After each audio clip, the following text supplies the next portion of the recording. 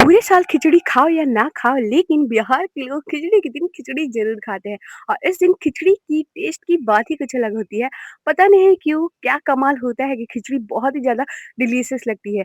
आप पूरे साल नहाओ या ना नहाओ, खिचड़ी के दिन नहाना कंपल्सरी हो जाता है।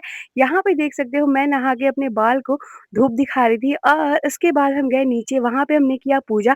कहा जाता है कि इस दिन भगवान को गुड़ की चीज़ें बहुत ही ज़्यादा प्रिय होती है। फिर दान दी जाती है, जो कि गुड़ से ही रिलेटेड होता है। तो इस दिन नए नए फसल से बनी हुई ये सारी चीज़ें जो कि मेरी थाली में आपको दिखाई दे रही होंगी, यहाँ पे लिया है मैंने चूड़ा, दही, आलू दम और गुड़ से बनी हुई रिलेटेड मिठाइयाँ और इसे हम खाएँगे छत पे बैठे-बैठे।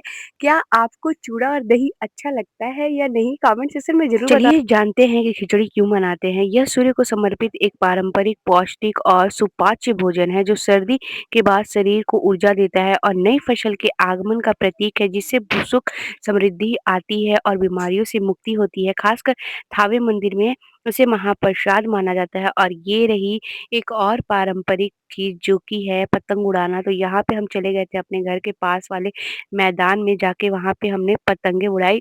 ये यहाँ पे पतंगे हमारी पेड़ में फंस जा रही थी, तो फिर हमने सोचा कि क्यों ना हम अपने छत पर जाकर पतंग उड़ाएं। तो फिर हम पहुंच चुके थे छत पे और मुझे पतंग उड़ाना बहुत ही अच्छा लगता है। ये चीज़ मैंने अपने भाइयों से सीखी थी।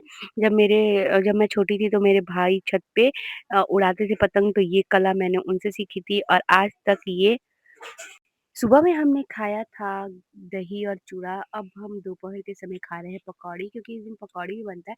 जितनी भी सीज़नल सब्ज़ी होती है उनके साथ हम पकौड़ियाँ खाते हैं। अब बारी आती है खिचड़ी खाने की, तो यहाँ पे देख सकते हो हमने सारी सीज़नल सब्ज़ी ली थी और कुछ गरम मसाले थे जिसका हमने छौंका लगा दिया था और सारे सीज़नल सब्ज़ी को हमने कढ़ाई में डाल दिया था। कुकर में दाल बन रहा था और ये देखो इसमें हम डालेंगे बेसिक मसाले जस्ट लाइक मिर्ची, हल्दी, नमक और इसे मिक्स कर लेंगे और 15 मिनट तक इसे बॉयल होने के लिए छोड़ देंगे धीमी आँच पे। देन खिचड़ी मुझे बहुत ही अच्छा लगता है, ऐसा नहीं है, लेकिन खिचड़ी के दिन खिचड़ी का स्वाद बहुत ही ज़्यादा अच्छा लगता है।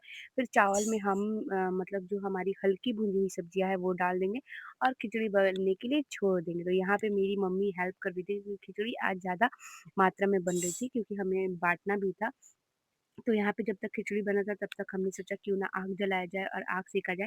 फाइनली हमारी खिचड़ी बन चुकी थी और खिचड़ी के साथ कुछ चीज़ें होती हैं जो बहुत अच्छी लगती है। दही, घी अचार, चोखा, पापड़, ये सारी चीज़ें खिचड़ी के टेस्ट को और भी एनहांस कर देती हैं। आई होप कि आपने भी इसी तरह से खिचड़ी महापर्व मनाया हो। मिलते हैं नेक्स्ट ब्लॉग में, तब तक के लिए do like share and subscribe my YouTube channel, follow for more. जय श्री राम।